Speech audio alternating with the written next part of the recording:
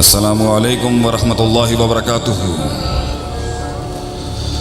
قال اللہ تبارک و تعالی فی القرآن المجید والفرقان الحمید والبرہان العظیم لقد من اللہ علی المؤمنین اذ بعث فیہم رسولا من انفسہم یتلو علیہم آیاتہ ویزکیہم ویعلمہم الکتاب والحکمہ۔ اے انسان، اگر تیرے اوپر احسانوں میں سے سب سے بڑا احسان ہم نے کیا ہے، احسانوں میں سے سب سے عظیم ترین احسان اگر تجھ پہ کیا ہے،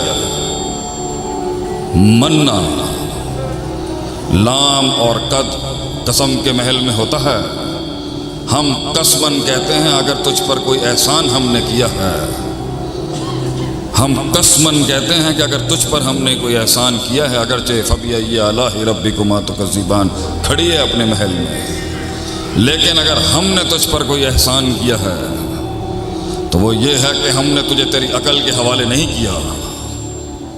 جب قوموں نے اللہ سے تعلق کو چھوڑ کے کسی غیر کو اپنایا ہے، اس وقت لازم تھا اس زمین پر کہ اللہ اپنا ایک بندہ بھیجتا اور وہ آ کے اس تعلق کو توڑتا جو مخلوق کے ساتھ قائم کیا ہوا انسان نے، اور وہ اس تعلق کو اللہ کے ساتھ پھر جوڑتا۔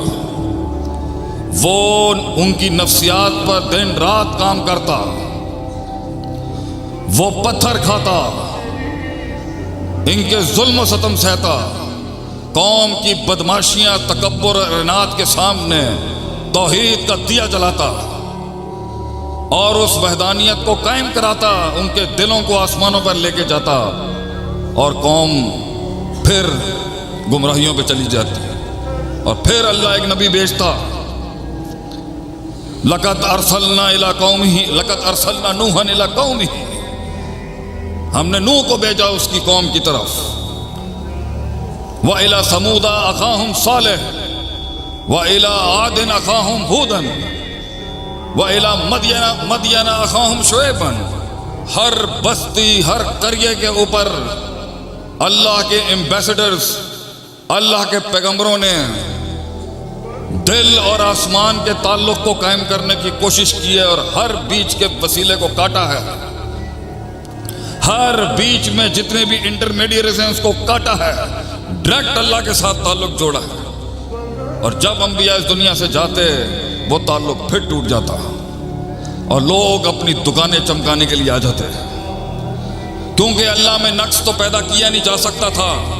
سبحانہ و تعالی عما یصفون و سبحانہ و تعالی عما یشرکون، پاک اور بلند ہے وہ اللہ کہ اس کے ساتھ ایسی صفت جوڑی جائے جو مخلوق کی صفت ہو۔ لیس کمثلہ شیء، اللہ کی مثل مخلوق میں نہیں ہو سکتی، اللہ انسانوں کی طرح مخلوق کی طرح نہیں ہے، تو اللہ میں نقص تو پیدا کر نہیں سکتے تھے، یہ اللہ کو زمین پر لا نہیں سکتے تھے، تو انہوں نے زمین والے کو آسمان تک پہنچانے کی کوشش کی، انہوں نے شرک کے وہ باپ قائم کیے، اپنی سرداریاں، اپنی حکومتیں، اپنی پیری اور اپنی 2 روپے کی بنانے کے لیے انہوں نے مخلوق کو وہ درجہ دے دیا جو انسان کا نہیں، جو انسان اور اس مخلوق کا تھا نہیں، کیونکہ اس سے منجن بکتا ہے، ڈر کے اوپر کھڑی ہوتی ہے یہ فیکٹری شرک کی، ڈر پہ شرک کی فیکٹری کھڑی ہوتی ہے، باطل ما فوق الفطرت امیدوں پر کھڑی ہوتی ہے فیکٹری شرک کی،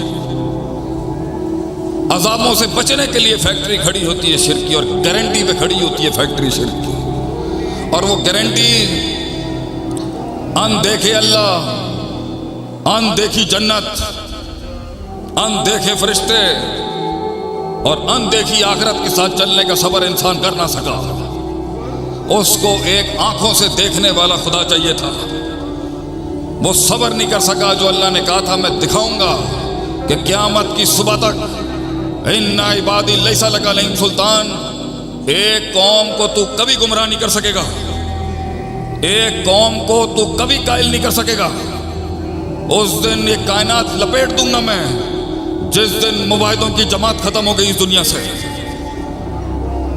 ایک ہمیشہ رہے گی جو تیرے تیز ہواؤں طوفانوں کے اندھیروں کے اندر بھی توحید کا دیا جلاتی رہے گی. تو نہیں ان کو آگے پیچھے سے نقصان دے سکتا. الا قلیلا، تھوڑے ہی ہوں گے وہ، اور اگر ایک بھی ہوا تو کانت امت واحدہ. یہ ہمارا چیلنج ہے تجھے ابلیس. وہ اکیلا ایک امت پر بھاری ہوگا پورا. اتنی قیمت ہے ایک توحید والے کی، اتنی قیمت ہے ایک توحید والے کی. تو اللہ کو تو لا نہیں سکتے تھے انسان کے معیار کے اوپر، خود اللہ بن نہیں سکتے تھے، تو انہیں سہارا لینا پڑ گیا اپنے علاقے کے نیک لوگوں کا، صالح لوگوں کا، متقی پرہیزگار خدمت گزار لوگوں کا. ان کی شان میں کچھ قصیدے بڑھائے گئے اور اتنا بڑھایا گیا کہ انسان کا ان سے تعلق قائم کیا گیا، پھر اس سے تعلق قائم کیا گیا. یہ ہے واردات کا انداز اور طریقہ صدیوں سے.